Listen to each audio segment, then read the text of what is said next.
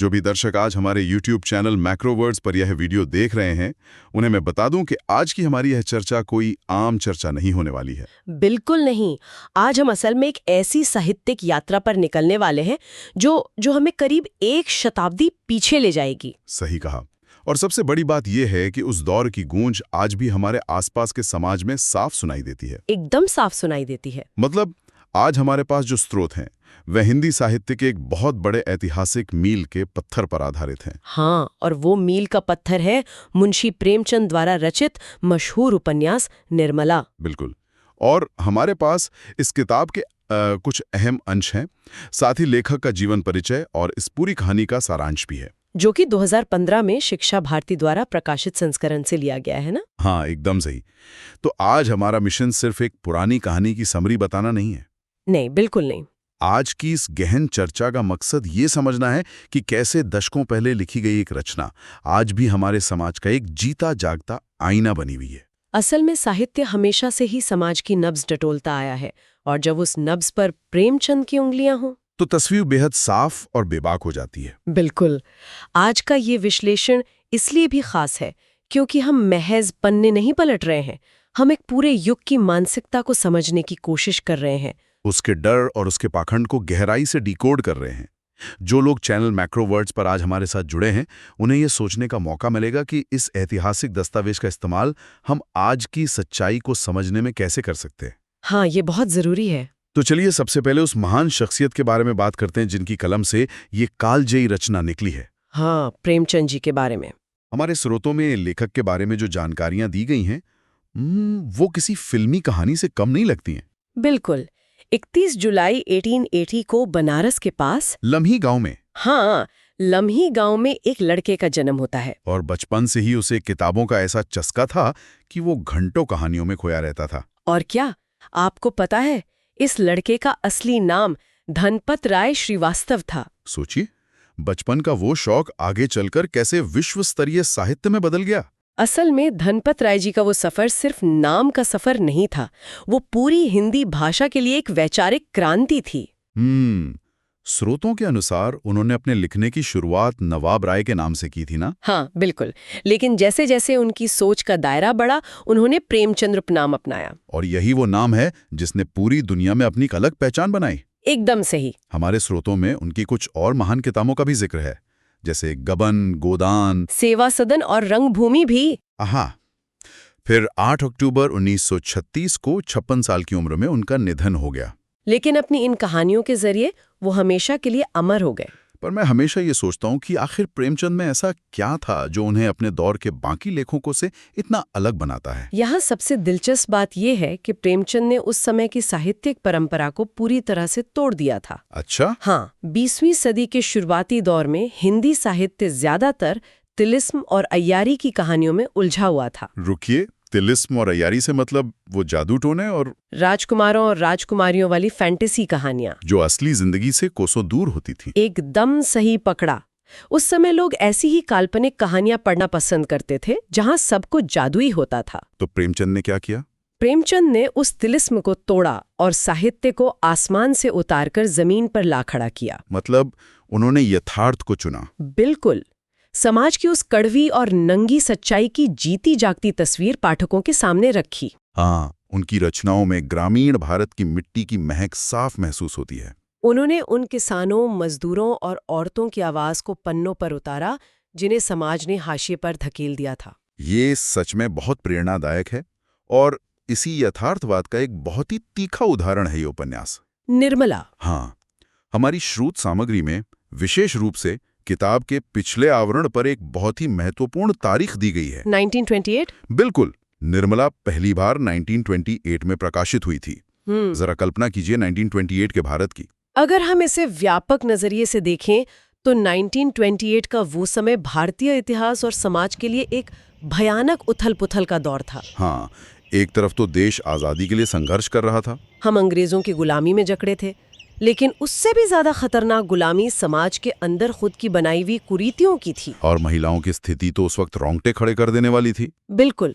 शिक्षा का पूरी तरह अभाव था, बाल विवाह आम बात थी, समाज को झकझोरने का काम किया था। चलिए इसकी परतें खोलते हैं और कहानी के भीतर चलते हैं। बिल्कुल। शुरुआत में हमारा परिचय बाबू उदय भानु लाल के परिवार से होता है। जो पेशे से एक वकील है। हाँ, उनके परिवार में 2 बहनें हैं, जिनके स्वभाव का अंतर स्रोतों में बहुत ही मार्मिक तरीके से बताया गया है। एक तरफ है 15 साल की निर्मला। और दूसरी तरफ है उसकी 10 साल की छोटी बहन कृष्णा। कृष्णा अपनी उम्र के हिसाब से बहुत चंचल है, गुड़ियों से खेलती है। लेकिन 15 साल की निर्मला का स्वभाव बहुत गंभीर है।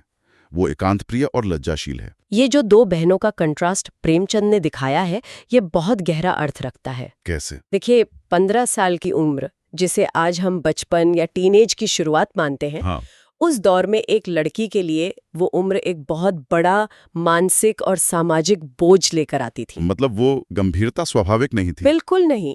निर्मला की वो गंभीरता असल में उस समाज का दिया हुआ दबाव है जो एक लड़की को समय से पहले बड़ा कर देता था। मुझे जो बात सबसे ज्यादा हैरान कर रही है, वो कहानी का वो मनोवैज्ञानिक हिस्सा है जहां निर्मला की शादी की बात चल रही है। हाँ, घर में मेहमान आने वाले हैं।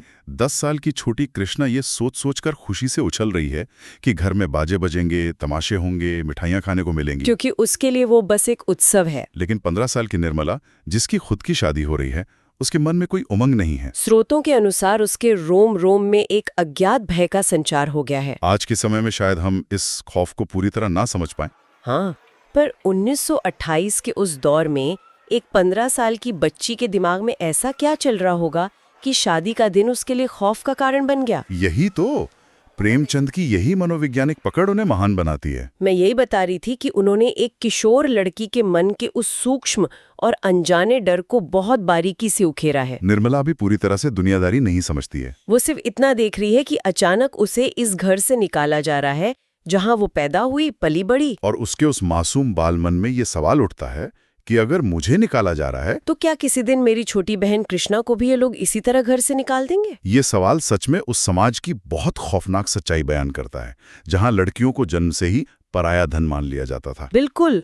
उनके मन में कभी सुरक्षा की स्थायी भावना पैदा ही नहीं होने दी जाती थी। उन्हें हमेशा ये एहसास दिलाया जाता था कि ये घर तुम्हारा नहीं है। और इसी असुरक्षा और डर की भावना को प्रेमचंद ने एक सपने के जरिए दिखाया है। हाँ, स्रोतों में निर्मला की उस डरावनी कल्पना का बहुत ही जीवंत वर्णन है। वो सपना जहां वो नदी किनारे खड़ी है। बिल्कुल। वो देखती है कि वो एक नदी के किनारे अकेली खड़ी है, शाम ढल रही है और चारों तरफ गहरा अंधेरा छा रहा है। और तभी उसे नदी में एक छोटी सी टूटी हुई डोंगी दिखाई देती है, यानी एक नाव। वो इस उम्मीद से उस नाव की तरफ बढ़ती है कि शायद ये उसे इस पार से उस पार ले जाएगी। लेकिन जैसे ही वो उस टूटी हुई नाव पर अपना पैर रखना चाहती है, उसका मल्ला जोर से चिल्लाता है, तेरे लिए यहाँ जगह नहीं है। वो बच्ची रोती है, गिड़गिड़ाती है। लेकिन मल्लाह लगातार यही कहता है कि ये नाव तुम्हारे लिए नहीं है। असल में ये दृश्य कोई साधारण सपना नहीं है, ये एक बहुत ही शक्तिशाली प्रतीक है। एक तरह का रूपक। बिल्कुल। वो टूटी नाव और वो अंधेरी नदी असल में निर्मला के आने वाले दुखद भविष्य की तरफ इशारा कर रहे हैं। उसके जीवन में सुरक्षा की भयंकर कमी और उसकी चरम बेबसी का प्रतीक।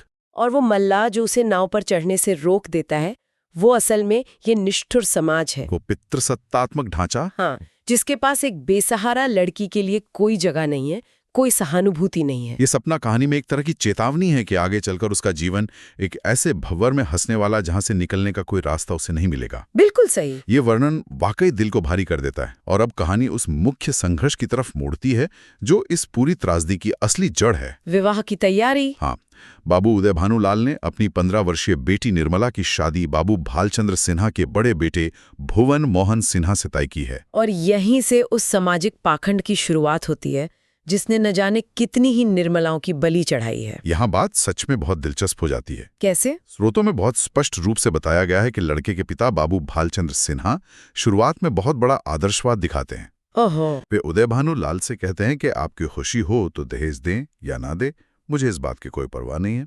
अच्छा, ऐसा कहते हैं वो? हाँ, वो कहते हैं कि बस बारात में जो लोग आए उनका आदर सत्कार अच्छा होना चाहिए, जिससे समाज में मेरी और आपकी हंसी ना उड़े।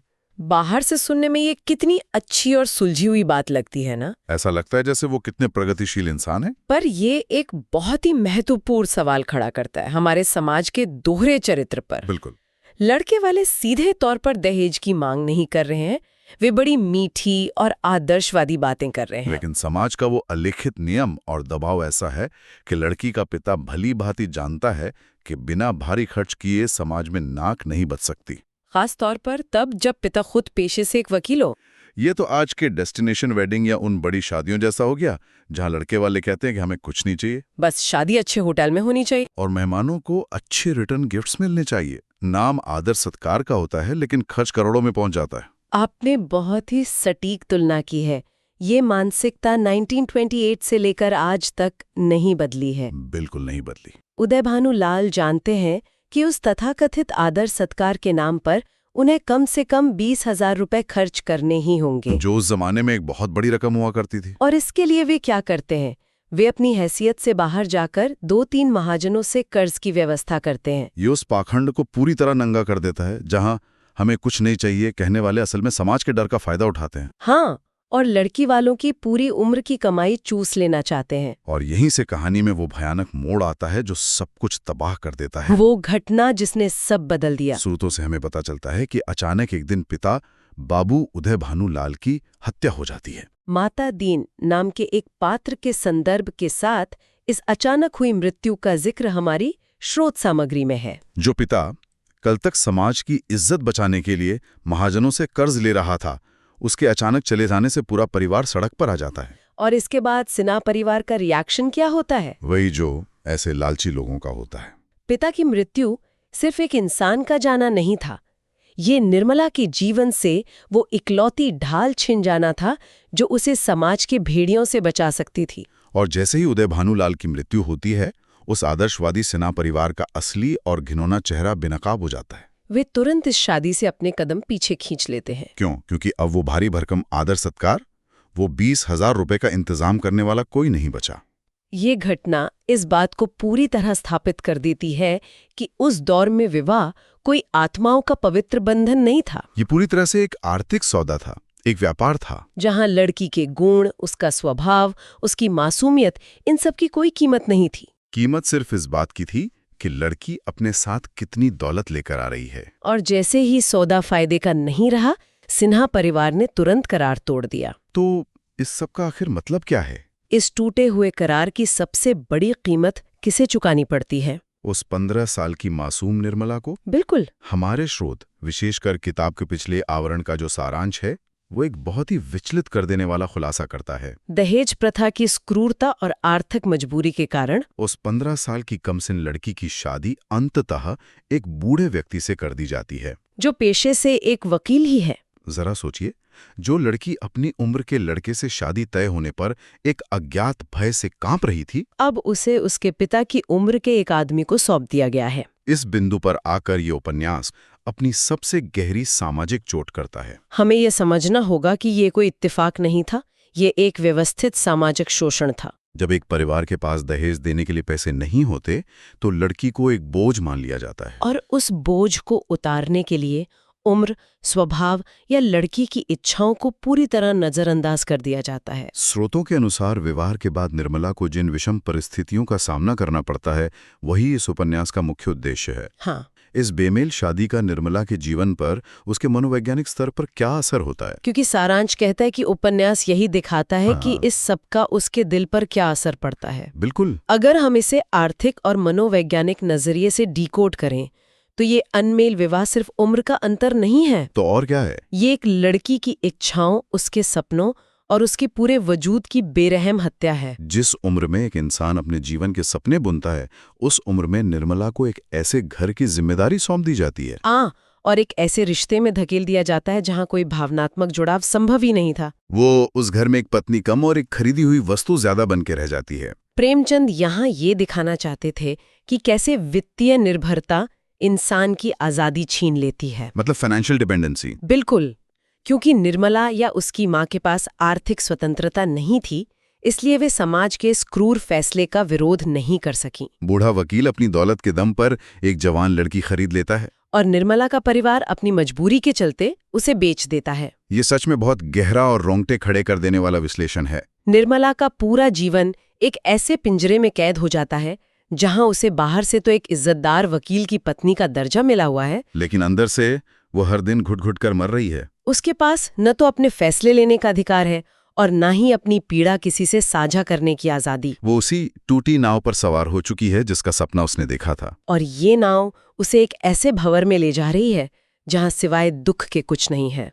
ये सिर्फ एक व्यक्ति की कहानी नहीं है, ये एक स्त्री केंद्रित मार्मिक उपन्यास है जो पूरे समाज की अंतरात्मा को कटघरे में खड़ा कर देता है। और यही वजह है कि ये उपन्यास आज भी उतना ही जरूरी है। प्रेमचंद ये सवाल पूछते हैं कि क्या एक लड़की की जिंदगी सिर्फ एक बोझ है जिसे किसी भी तरह किसी के भी गले मर देना ही समाज का अंतिम लक्ष्य है? ये किताब उस व्यवस्था पर सवाल उठाती है जो विवाह जैसे रिश्ते को एक सौदे में बदल देती है और इंसानियत को पैसों के तराजू पर तौलती है। बिल्कुल। इस पूरी चर्चा ने मुझे सोचने पर मजबूर कर दिया है।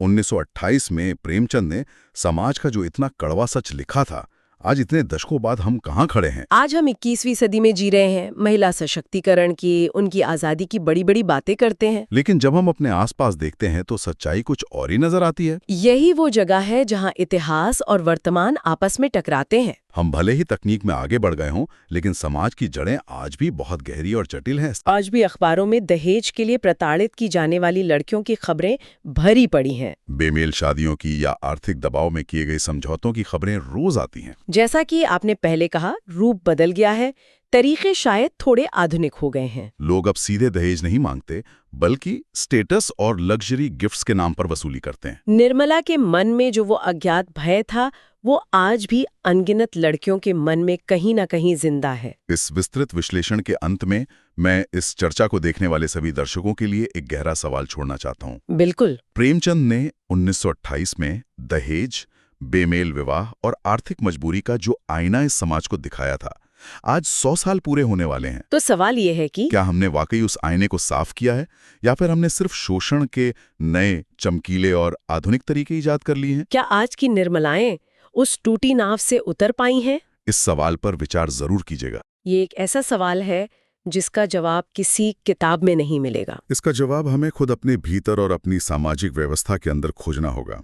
एकदम सही। आज की इस गहन और मार्मिक चर्चा में हमारे साथ शामिल होने के लिए सभी दर्शकों का बहुत बहुत धन्यवाद। धन्यवाद। हमें उम्मीद है कि मुंशी प्रेमचंद की निर्मला के इस विस्तृत विश्लेषण ने सभी को न सिर्फ एक महान रचना के बारे में बताया होगा, बल्कि हमारे आज के समाज की कुछ अनकही सच्चाइयों पर सोचने के लिए भी प्रेरित किया होगा। हम आगे भी ऐसे ही गहराई से भरे विषयों पर चर्चा करते रहेंगे। बिल्कुल। और हाँ, अगर आज का ये विश्लेषण पसंद आया हो और कुछ नया सोचने का मौका मिला हो, तो हमारे YouTube चैनल मैक्रोवर्ड्स को लाइक और सब्सक्राइब जरूर करें, ताकि हम ऐसे ही महत्वपूर्ण और असरदार विषयों का विश्लेषण लाते रहें। आज के लिए बस इतना ही। मैक्रोवर्ड्स की तरफ से धन्यवाद।